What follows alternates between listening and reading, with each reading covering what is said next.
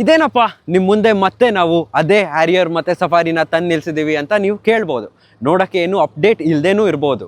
But Tata ಅವರು ಇವತ್ತು ಇವೆರಡು ಕಾರ್ನ ಲಾಂಚ್ ಮಾಡಿದ್ದಾರೆ. ಮತ್ತೆ ಯಾಕೆ ಅಂತ ನೀವು ಕೇಳಿದ್ರೆ ಅದು ಒಂದು unrecognisable update and it is under the hood. ಏನಂದರೆ ಒಂದು ಸ್ವಲ್ಪ ಹಿಸ್ಟ್ರಿ ಬಗ್ಗೆ ಮಾತಾಡೋಣ. ಇವೆರಡು ಕಾರ್ನು ಲಾಂಚ್ ಮಾಡಿ ಆಲ್ಮೋಸ್ಟ್ 5 ಇಯರ್ಸ್ ಆಗ್ತಾ ಬರ್ತಾ ಇದೆ. ಆ್ಯಂಡ್ ಇವೆರಡು ಕಾರ್ನು ಲಾಂಚ್ ಮಾಡಿದಾಗಿಂದನೂ ಬರೀ ಡೀಸೆಲ್ ಇಂಜಿನ್ ಆಪ್ಷನಲ್ಲಿ ಮಾತ್ರ ಸಿಗ್ತಾ ಇತ್ತು. ಬಟ್ ಇವಾಗ ಪೆಟ್ರೋಲ್ ಇಂಜಿನ್ ಆಪ್ಷನಲ್ಲಿ ಕೂಡ ಈ ಕಾರ್ಗಳು ಸಿಗುತ್ತೆ ಅಂತ ಹೇಳಿದ್ರೆ ನಂಬ್ತೀರಾ?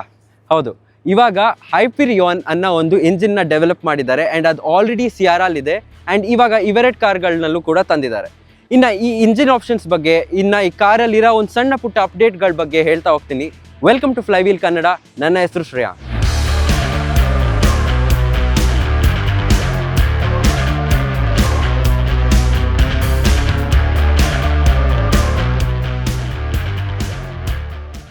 ಟಾಟಾ ಅವರು ಒಂದು ಸ್ಟಡಿ ಕಂಡಕ್ಟ್ ಮಾಡ್ತಾರೆ.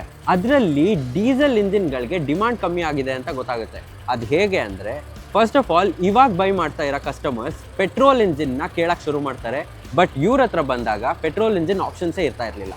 ಆ್ಯಂಡ್ ಇನ್ನೊಂದು ಏನಂದರೆ, ಡೆಲ್ಲಿ ಅಂತ ಒಂದು ಸ್ಟೇಟಲ್ಲಿ NGT ನಾರ್ಮ್ ಇರೋದ್ರಿಂದ ಅಲ್ಲಿ 10+ ಇಯರ್ಸ್ ಆಗಿರೋ ಡೀಸೆಲ್ ಇಂಜಿನ್ಗಳನ್ನ ಸ್ಕ್ರ್ಯಾಪ್ ಮಾಡಬೇಕು ಅನ್ನೋ ಒಂದು ರೂಲ್ ಬರುತ್ತೆ. ಆ್ಯಂಡ್ ಅದಕ್ಕೋಸ್ಕರ ಕೂಡ ಡಿಮಾಂಡ್ ಕಮ್ಮಿ ಆಗ್ತಾ ಹೋಗುತ್ತೆ. ಅದಲ್ದಲ್ಲೇ ಇನ್ನೊಂದೇನೆಂದರೆ, ಕಾಂಪಿಟೇಟರ್ಸ್ಗಳ ಸೇಲ್ಸ್ ಜಾಸ್ತಿ ಆಗ್ತಾ ಹೋಗುತ್ತೆ. ಯಾಕಂದರೆ ಅವರು ಪೆಟ್ರೋಲ್ನ ಆಫರ್ ಮಾಡ್ತಾ ಇರ್ತಾರೆ.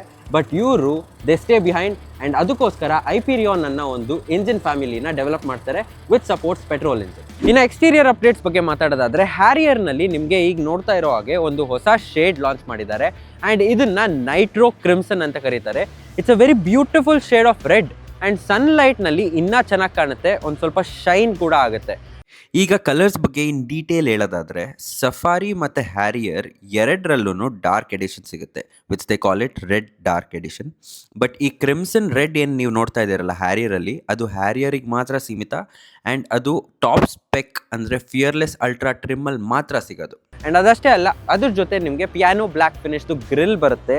ಆ್ಯಂಡ್ ನಿಮಗೆ ಇಲ್ಲೊಂದು ಸ್ಕಿಟ್ ಪ್ಲೇಟ್ ಲೈಕ್ ಕ್ಲಾಡಿಂಗ್ ಬರುತ್ತೆ in silver tone, which is also very premium. And ಸೈಡ್ನಲ್ಲಿ ಬಂದರೆ ನಿಮಗೆ ಆಲಾಯ್ಸ್ ಇವಾಗ ಬ್ಲ್ಯಾಕ್ಡ್ ಔಟ್ ಆಗಿದೆ. ಆ್ಯಂಡ್ ಇದು 18 ಇಂಚ್, ಆವಾಗಲೇ ಮುಂಚೆನೇ ಸಿಗ್ತಾ ಇತ್ತಲ್ಲ ಅದೇ ಸೇಮ್ ಆಲಾಯ್ಸ್. ಬಟ್ ಮೇಜರ್ ಅಪ್ಡೇಟ್ ನಿಮಗೆ ಕಾಣಿಸೋದು ಸಫಾರಿಯಲ್ಲಿ ನಿಮಗೆ ಇಲ್ಲಿ ಒಂದು ಬ್ಯಾಡ್ಜಿಂಗ್ ಬರುತ್ತೆ. ಆ್ಯಂಡ್ ನೀವು ನೋಡ್ತಾ ಇರೋ ಹಾಗೆ ಥ್ರೂ ಔಟ್ ರೆಡ್ ಎಲಿಮೆಂಟ್ಸ್ ನೋಡ್ತಾ ಇರ್ಬೋದು. ಇಲ್ಲೂ ಅಷ್ಟೇ. ಆ್ಯಂಡ್ ನಿಮಗೆ ಆಲಾಯ್ಸಲ್ಲೂ ಕೂಡ ರೆಡ್ ಕ್ಯಾಲಿಪರ್ಸ್ ಸಿಗುತ್ತೆ. ಆ್ಯಂಡ್ ಹಿಂದೆಗಡೆ ಕೂಡ ಸಫಾರಿಯ ಬ್ಯಾಡ್ಜಿಂಗ್ ಈಗ ರೆಡ್ ಆಗಿದೆ. ಹಾಗೆ ಇಂಟೀರಿಯರ್ಸ್ನ ಅಬ್ಸರ್ವ್ ಮಾಡಿದ್ರೆ ಸೀಟ್ಸು ಕೂಡ ರೆಡ್ ಆಗಿದೆ. ಆ್ಯಂಡ್ ಅಲ್ಲಿ ಇಲ್ಲಿ ಆ ರೆಡ್ ಎಲಿಮೆಂಟ್ಸ್ನ ಆ್ಯಡ್ ಮಾಡೋಕ್ಕೆ ಟ್ರೈ ಮಾಡಿದ್ದಾರೆ, which is very premium and looks beautiful. ಇನ್ನು ಈ ಕಾರಿನ ಇಂಟೀರಿಯರ್ಸ್ ಅಂದರೆ ಹ್ಯಾರಿಯರ್ನ ಇಂಟೀರಿಯರ್ಸ್ ಬಗ್ಗೆ ಹೇಳೋದಾದರೆ ಅಷ್ಟೇನು ಚೇಂಜಸ್ ಕಾಣಿಸ್ಬರಲ್ಲ. ಬಟ್ ಮೇಜರ್ ಚೇಂಜಸ್ ಬರೋದು ಈ ಕಲರ್ ಸ್ಕಿಮ್ಯಾಟಿಕ್ಸ್. ಹೋಲ್ ಕಲರ್ ಸ್ಕಿಮ್ಯಾಟಿಕ್ಸ್ ಚೇಂಜ್ ಆಗಿದೆ. ಒಳಗಡೆ ಸೀಟ್ಸ್ ಇವಾಗ ಕಂಪ್ಲೀಟ್ ವೈಟ್ ಆಗಿದೆ. ಆ್ಯಂಡ್ ಅದನ್ನು ಆಯಿಸ್ಟರ್ ವೈಟ್ ಅಂತ ಕರೀತಾರೆ. ಆ್ಯಂಡ್ ನಿಮಗೆ ಇಲ್ಲಿ ವುಡನ್ ಟ್ರೀಟ್ಮೆಂಟ್ ಕಾಣಿಸ್ಬೋದು. ಆ್ಯಂಡ್ ಇದನ್ನು ಟೈಟಾನ್ ಬ್ರೌನ್ ಅಂತ ಕರೀತಾರೆ. So the whole setup white, brown ಮತ್ತು ಸಿಲ್ವರ್ ಫಿನಿಷಲ್ಲಿ ಕಾಣಿಸುತ್ತೆ, ವಿಚ್ ಇಸ್ ವೆರಿ ಪ್ರೀಮಿಯಮ್. ಮುಂಚೆ ಥರನೇ ಪ್ಯಾನ್ರಾಮಿಕ್ ಸನ್ರೂಫ್ ಸಿಗುತ್ತೆ. ಬಟ್ ಈ IRVM ನೀವು ಅಬ್ಸರ್ವ್ ಮಾಡ್ಬೋದು, ಇದು ಡಿಜಿಟಲ್ IRVM. ಆ್ಯಂಡ್ ಇದನ್ನು ನೀವು ಆಗಲೇ ಹ್ಯಾರಿಯರ್ EV ಅಲ್ಲಿ ನೋಡಿರ್ಬೋದು. ಈಗ ಇದರಲ್ಲೂ ಕೂಡ ಬಂದಿದೆ. ಇದು ಇನ್ನೂ ಸೇಫ್ಟಿಗೆ ಹೆಲ್ಪ್ ಆಗುತ್ತೆ. ಹೇಗೆ ಅಂದರೆ ಇದರಲ್ಲೇ ನಿಮಗೆ ಡ್ಯಾಶ್ ಕ್ಯಾಮ್ ಇನ್ಕಲ್ಕೇಟ್ ಆಗಿದೆ. ಬಟ್ ಅದಷ್ಟೇ ಅಲ್ಲ, ನಿಮಗೆ ಇವಾಗ ಈ ORVM ಅಲ್ಲೂ ಕೂಡ ಅಪ್ಡೇಟ್ ಬರುತ್ತೆ.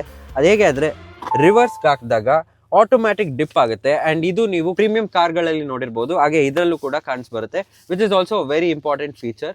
ಓಡಿಸೋರಿಗೆ ತುಂಬ ಹೆಲ್ಪ್ ಆಗುತ್ತೆ. ಹ್ಯಾರಿಯರ್ನ ಇಂಟೀರಿಯರ್ಸ್ ನೋಡಿದ್ರಿ. ಇವಾಗ ಸಫಾರಿಯ ಇಂಟೀರಿಯರ್ಸ್ ಬಗ್ಗೆ ಮಾತಾಡೋದಾದರೆ, ನೀವು ಇಲ್ಲಿ ನೋಡ್ತಾ ಇರೋ ಹಾಗೆ ರೆಡ್ ಸೀಟ್ಸ್ ಬಂದಿದೆ.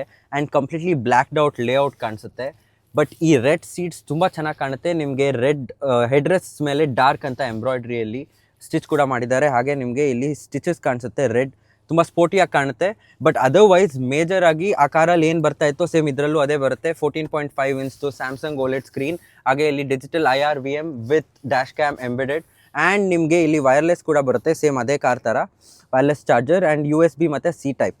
ಬಟ್ ಇದರಲ್ಲಿ ಇನ್ನೊಂದು ಏನು ಅಪ್ಡೇಟ್ ಕೊಟ್ಟಿದ್ದಾರೆ ಈ ಸಲ ಅಂದರೆ, ಮುಂಚೆ ಈ ಕಾರಲ್ಲಿ ಆರ್ಮ್ರೆಸ್ಟ್ ಮಿಸ್ ಆಗ್ತಾ ಇತ್ತು, ಇವಾಗ ಆ್ಯಡ್ ಮಾಡಿದ್ದಾರೆ, which is a very good update. Harrier 5 seater and safari 7 seater. And major advantage ಈ ಕಾರಲ್ಲಿ ನಿಮಗೆ +2 ಇನ್ನೂ 2 ಸೀಟಿಂಗ್ ಆಪ್ಷನ್ ಬರುತ್ತೆ ಅನ್ನೋದು.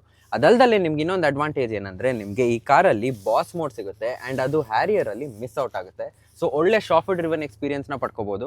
ಅದಲ್ದಲ್ಲೇ ನಿಮಗೆ ಬ್ಲೈಂಡ್ಸ್ ಕೂಡ ಬರುತ್ತೆ. ಆ್ಯಂಡ್ ಆರ್ಮ್ರೆಸ್ಟ್ ಕೂಡ ಸೇಮ್ ಆಸ್ ಇಟ್ ಇಸ್ ಹ್ಯಾರಿಯರಲ್ಲಿ ಹೇಗಿತ್ತು ಹಾಗೆ. ಆ್ಯಂಡ್ ನಿಮಗೆ ಹ್ಯಾರಿಯರಲ್ಲಿ ಪ್ಯಾನರಾಮಿಕ್ ಬರುತ್ತೆ, ಇದರಲ್ಲೂ ಅಷ್ಟೇ ಕೂಡ. ಇನ್ನೊಂದು ಏನು 2 ಕಾರಲ್ಲೂ ಕಾಮನ್ ಅಂದರೆ ನಿಮಗೆ ಈ headrest which is very comfortable, ಅದನ್ನು ಅಡ್ಜಸ್ಟ್ ಕೂಡ ಮಾಡ್ಕೋಬೋದು. Otherwise everything is pretty much the same. ಇನ್ನೊಂದು ಏನಂದರೆ ಇವತ್ತು ನಾವು ಬಂದಿರೋದು ಈ ಕಾರ್ಗಳ ಹೊಸ ಇಂಜಿನ್ ಆಪ್ಷನ್ನ ಟೆಸ್ಟ್ ಮಾಡೋಕ್ಕೆ, which is a petrol engine. And ಇದನ್ನು ನಾವು ಡ್ರೈವ್ ಮಾಡಿ ನಿಮಗೆ ಹೇಳ್ತೀವಿ ಹೇಗಿದೆ ನೋಡೋಣ ಬನ್ನಿ. ಇಷ್ಟು ದೊಡ್ಡ ಕಾರಿಗೆ 1.5 ಲೀಟರ್ದು ಇಂಜಿನ್ ಆಪ್ಷನ್ ಕೊಟ್ಟಿದ್ದಾರೆ. ಬಟ್ ಅಷ್ಟು ಸಾಕಾಗುತ್ತಾ? ಟಾಟಾ ಅವ್ರು ಹೇಳೋದೇನೆಂದರೆ ಈ ಇಂಜಿನ್ಗೆ ಒಂದಷ್ಟು ಡೆವಲಪ್ಮೆಂಟ್ಸ್ ಮಾಡಿದ್ದಾರೆ ಸೋ ದ್ಯಾಟ್ ಒಳ್ಳೆ ಪವರ್, ಒಳ್ಳೆ ಮೈಲೇಜ್ ಮತ್ತು ಕಂಫರ್ಟ್ ಅಂದರೆ ಸ್ಮೂತ್ ಡ್ರೈವಿಂಗ್ ಎಕ್ಸ್ಪೀರಿಯನ್ಸ್ ಕೊಡಲಿ ಅಂತ.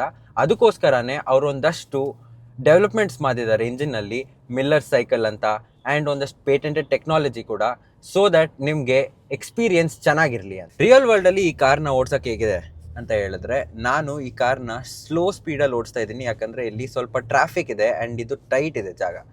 ಸ್ಲೋ ಸ್ಪೀಡ್ಗಳಲ್ಲಿ ಈ ಕಾರ್ನ ಪುಷ್ ಮಾಡಿದಾಗ ನನಗೆ ಸ್ಮೂತ್ ಅನಿಸ್ತಾ ಇದೆ, ರಫ್ ಅಂತ ಅನಿಸ್ತಾ ಇಲ್ಲ. ಆ್ಯಂಡ್ ಪವರ್ ಡೆಲಿವರಿ ಕೂಡ ಅಷ್ಟೇ ಚೆನ್ನಾಗಿದೆ. ಈಗ ಇಲ್ಲೊಂದು ಸ್ವಲ್ಪ ಸ್ಟ್ರೆಚ್ ಸಿಗ್ತಾ ಇದೆ, ಫಾಸ್ಟಾಗಿ ಹೋಗಿ ನೋಡ್ತೀನಿ.